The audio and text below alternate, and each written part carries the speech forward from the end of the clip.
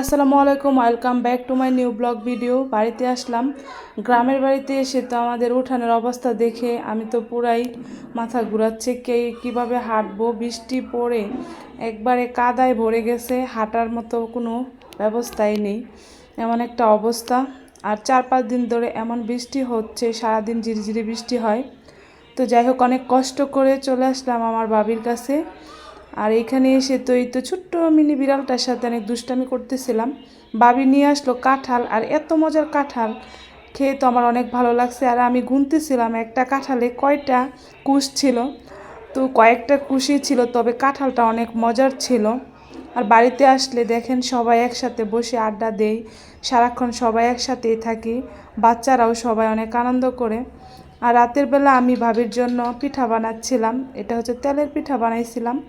আর সকালবেলা ক্ষীর বানানো হয়েছে, আর এই তো ক্ষীর রান্না করে সবাই মিলে খাওয়া হয়েছে। আর বাবির কিন্তু বেবি আসতেছে সামনে, তার জন্য এই বাবিকে খাওয়ালাম।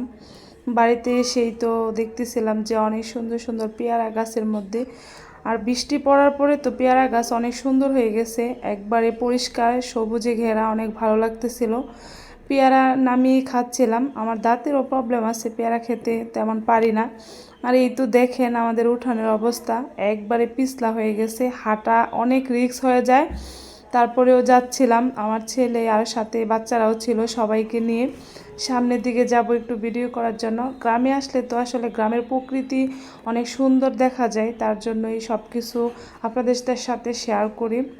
বৃষ্টির জন্য রুম থেকে বের হওয়া যায় না, এমন একটা বৃষ্টি, আর রাস্তাঘাটের অবস্থা খুবই খারাপ, হাঁটা চলা অনেক রিস্ক হয়ে যায়, সেজন্য বের হই না। তো আজকে ফাইনালি বের হলাম, হালকা একটু বৃষ্টি ছিল সেজন্য। তো তারা 3 ভাই বোন অনেক আনন্দ করতেছে, বৃষ্টি হালকা হালকা পড়তেছিল, তার মধ্যেই বের হয়েছি।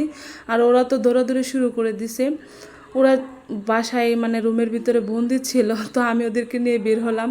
তো ওরা অনেক খুশি, অনেক এনজয় করতেছে বৃষ্টির মধ্যে ভিজে, পানির মধ্যে। তাদেরকে নিয়ে কিন্তু আমি তো ভিডিও করতেছি, আর সাথে আমার ক্যামেরাম্যান ছিল, ক্যামেরাম্যানও একজন পিচ্ছি, সেও আমাদেরকে ভিডিও করে দিচ্ছে। তো যাই হোক, গ্রামে আসলে অনেক ভালো লাগে, প্রকৃতি, রাস্তাঘাট, বাচ্চা কাচ্চা সবাইকে নিয়ে অনেক আনন্দ করি, অনেক ভালো লাগে কাজ করে। আর এটাই হচ্ছে আমাদের বাড়ির চারপাশটা আর কি, রাস্তার পাশেই। পরিবেশটা অসাধারণ সুন্দর, প্রকৃতি দেখে নিজে মানে মুগ্ধ হয়ে যায়, অসাধারণ প্রকৃতি, চারিদিকে সবুজে ঘেরা গাছপালা, বৃষ্টি পড়াতে কিন্তু সব কিছু অনেক সুন্দর দেখা যাচ্ছে, অনেক সুন্দর একটা প্রকৃতি। আর এই তো আমার ছাতা যে ছিল, উনি কিন্তু আমার ক্যামেরাম্যান, সে আমাকে বাড়িতে আসলে সব ভিডিও করে দেয়। তো যাই হোক, এখানে দেখেন পিচ্চিরা পানি দিয়ে কি করতেছে, আর আমার কাছেও ভালো লাগতেছে তাদের এই আনন্দগুলো দেখে। আসলে ছোটোকালে তো এগুলাই করবে স্বাভাবিক, আর আমিও কিন্তু ওদেরকে নিয়ে আসছি আনন্দ করার জন্যই, কারণ বড় হলে তো আর এই আনন্দগুলো করতে পারবে না, ছোটোকালে যা করতে পারে। আমার কাছে ভালোই লাগে তাদের এই খেলাধুলা, আনন্দ। তো যাই হোক, পরেও আবার ওদেরকে নিয়ে আবার সামনের দিকে যাচ্ছিলাম পুকুর পাড়ে। তো ফাইনালি চলে আসছি পুকুর পাড়ে, আর পুকুর পাড়ে এসে আরও ভালো লাগতেছে। গাছের মধ্যে একটা কাঁঠাল দেখতে পেলাম, অনেক মজার ছিল কাঁঠালটা। আর কাঁঠাল আমার সবসময় ফেভারিট, সবাই জানেন।